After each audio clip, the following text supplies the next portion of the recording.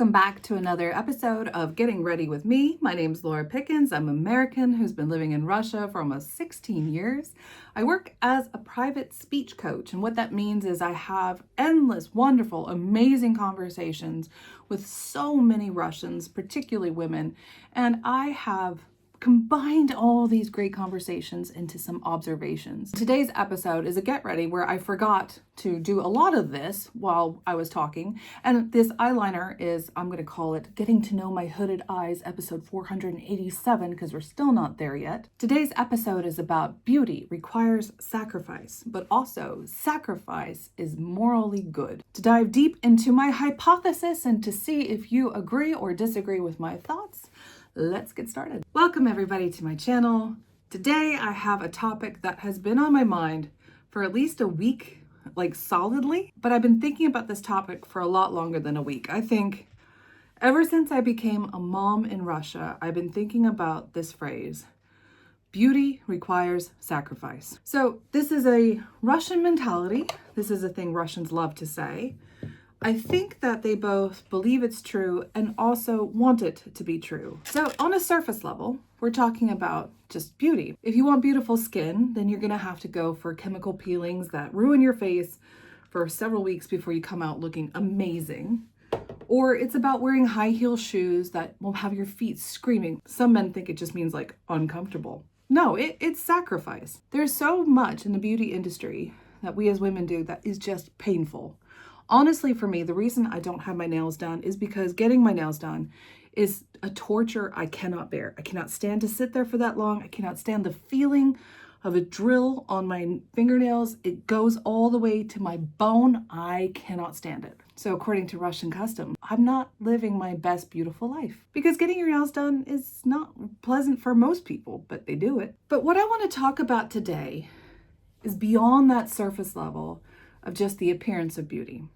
It's the concept of sacrifice. To state my hypothesis from the beginning, the Russian mentality says that if it's a sacrifice, it's morally good. That's a lot to unpack in such a small sentence. I was born in San Diego, California. I was born in the suburbs. It's like the epitome of like American family life. Lots of houses real close to each other, middle class. Everybody's got 2 cars, 1.5 kids, a pet dog, a fence around their backyard.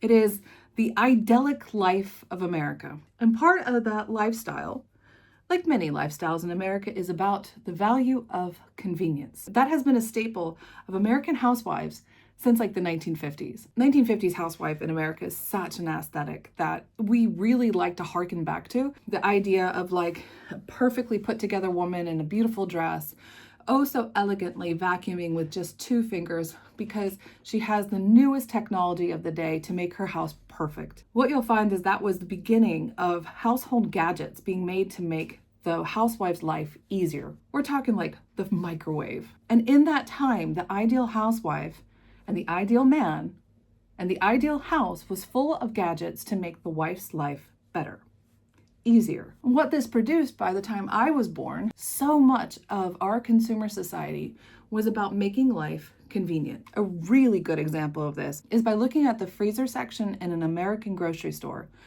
We have endless shelves of pre-made frozen dinners. We could have that in Russia, and we have some semblance of it, but we don't have anything compared to how it is in America. Every dish you can imagine, every like classic from American, Italian, Chinese, all of it, you can find pre-made in a little plastic tray that you can put into your microwave and have a real dinner after like 2 minutes. You have diet ones, you have full-size ones, you have family ones, you have on-the-go ones. You have breakfast, lunch, and dinner. You have your favorite appetizers from your favorite chain restaurants, and only for a few minutes. Now, whether or not Americans say they like it or don't, we wouldn't have entire aisles if people didn't buy it. Honestly, the only thing I can compare that to is in Russia, where they have huge supply of chicken nuggets. But it is just chicken nuggets or pelmeni, which is like the original Russian fast food. Our consumer society in America was built on making your life, the mother, the father, easier. What do you think Russians have to say about those prepackaged meals? Well, if you don't know, I'm going to tell you because I've listened. They are terrible. First of all, there's no love in them. You don't know what's in them. They're full of preservatives and fat and salt and sugar, which they are. You would only give that to your family if you didn't like your family. I mean, they're not wrong. There is a lot of harm in these prepackaged meals. In order to keep them shelf stable and to make them delicious, they're not made with your best interests in mind. They are meant to be beautiful looking on the box and selling the experience of good food without having to spend the time to make it. But that doesn't put your health at the top of the priorities. Nothing does that like a home-cooked meal from mom. Only mom making homemade foods is good for your children. But that's not all. There are a lot of conveniences I use as a mother. If there is a robot or a gadget that makes my life easier, I've already bought it. I max min my life to make sure that every task I have to do as a mom is done with max efficiency and the least amount of effort from me. Why? Because I love me and I love my time, and I don't want to spend my whole night sacrificing my energy and time and my health, my sanity, just so that I have the aesthetic trappings of a good housewife. What do I mean? I've talked about this before in one of my shorts. I don't iron shirts. I don't. My children are 9 and 10. Last week, one of my children showed up at school and the teacher said, "Your child is covered from head to toe in mud. And he won't tell me what happened, but he is smiling." That's what a 9 and 10-year-old do. So why would I want to sacrifice my evenings ironing white shirts for them when they don't care, none of their friends care, and it doesn't stop them from performing well in school? Because sacrifice is love in Russia. It is abhorrent. It is distasteful. It is so bad to send your child anywhere with a wrinkled shirt, because what it does is it shows that no one at home loves them. That's the Russian mentality. You won't find that mentality in America. Even men who go off to work with wrinkled shirts, it's noticed, but it's not generally taken as devaluing that man's wife. It's just, okay, fine, you have a shirt on, well done, let's do work. There's not so much emphasis put on the exterior surface. They're more interested in what the man does and how he performs his job. What he has as a shirt is just not important. But here in Russia, you will be judged harshly if you send out your children or your husband into the world with a wrinkled shirt. My first husband, who was so abusive and so terrible and just the worst person you could ever imagine, his mom did tell me when we were in Russia, just please, please, please iron his shirts. When there was nothing else good that could happen, at least have him in an iron shirt. I had a lot of conversation with my first Russian husband's mom in preparation of moving to Russia. And she would tell me stories about working a long job at a pharmacy. She was the head of a pharmacy, very respected at a large hospital, but she would come home and she would have to hand wash her children's uniforms for school and get them cleaned and ironed and ready for the next day, because there was only one set of uniform for each child. There were 3 boys and a husband. She would have to do the same thing for her husband's clothes. She would cook dinner. She would clean the apartment. And she didn't say this like, "Oh, woe is me, my life was so hard." She was saying it with pride. The sacrifice that she gave made her a good woman. Now, if I come to her and say, "I don't iron my clothes. I bought special clothes that are wrinkle-free. You just wash them, hang them, and there's no wrinkles." Russian women, especially in the older generation, wouldn't say, "Oh, wow, that's so convenient." You get a look like distasteful, because it's a shortcut, taking away the element of sacrifice, and it's that sacrifice that proves love. Here's another off-the-wall example. I bought a foot massager from China. I love it. It squeezes your feet. It massages on the bottom sides of your feet.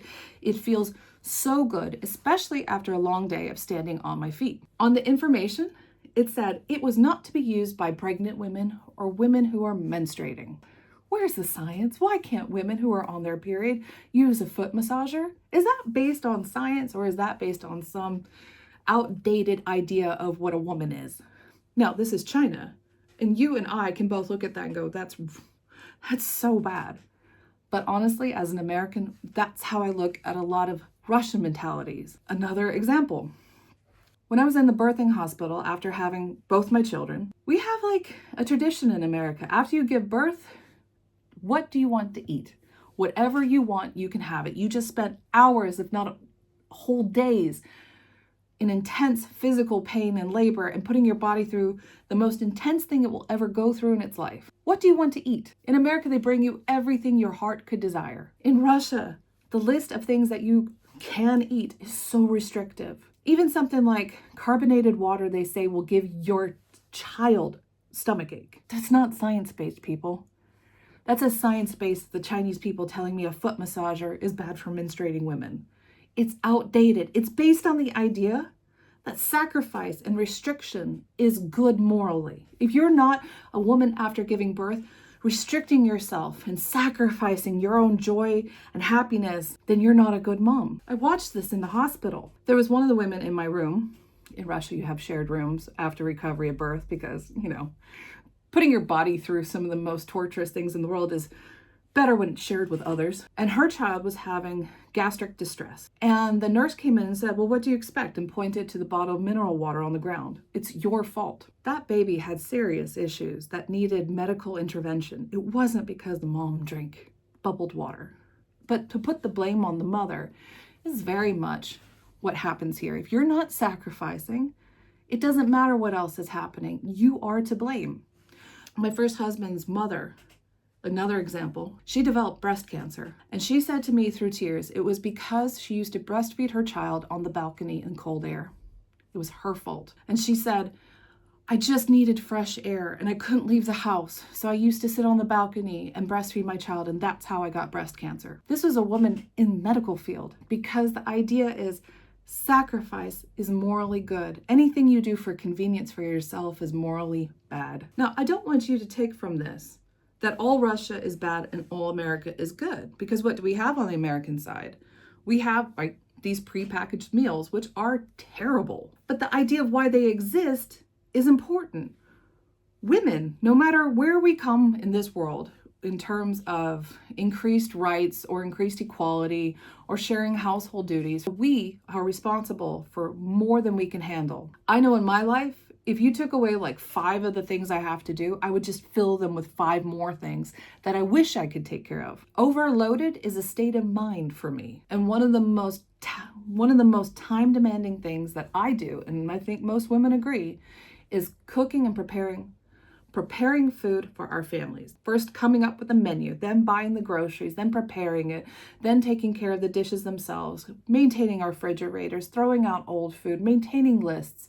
It is exhausting feeding a family. Anything that can be done along the way to save time and energy only helps the family. Now, go so far as buying prepackaged foods that are full of junk, yeah, not ideal. But the need exists to save time and energy. That's why I have 1,000 gadgets in my kitchen, to make cutting faster, to make storing food easier, to cleaning the dishes faster. I can't tell you how many times people have rolled their eyes when I talk about how I make my life easier. For example, you can look at the comments under my video I made about ChatGPT, how I use it to organize my life faster and easier. I have whole GPT to help me with preparing meals. And there's an initial reaction, especially from the Russian women, that says, if you can't do it yourself, oh my God. Ugh. Doing things by pen and paper, whether it be preparing a shopping list or doing the books for school. For example, I have always somehow participated in helping out with my children's programs, helping out with the PTA, the Parents Committee. And almost every single time, whoever is responsible for gathering money from 30 people and purchasing things, they do it with pen and paper. The idea of using an Excel spreadsheet is oh my God, why would I do that?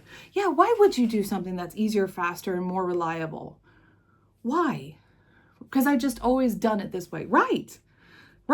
The way that life was done 100 years ago. We have so many technological advancements to make our life easier. Why is there the reaction that anything that makes my life more convenient is somehow bad? Again, it goes to my hypothesis. In Russia, sacrifice equals morally good, regardless of if it's actually helpful or not. Just the fact you yourself feel pain from the action, therefore it means I love you. I have been through a really difficult part of my life for the last year. I don't say this to complain. I actually say this with great joy, because it has really helped me build a life that I want to live instead of the life I had to live. And part of this new life is choosing to love myself, unabashedly love myself. For example, My fingers, I showed a video about this, are very pretty. They're very dainty. They are weak and they hurt.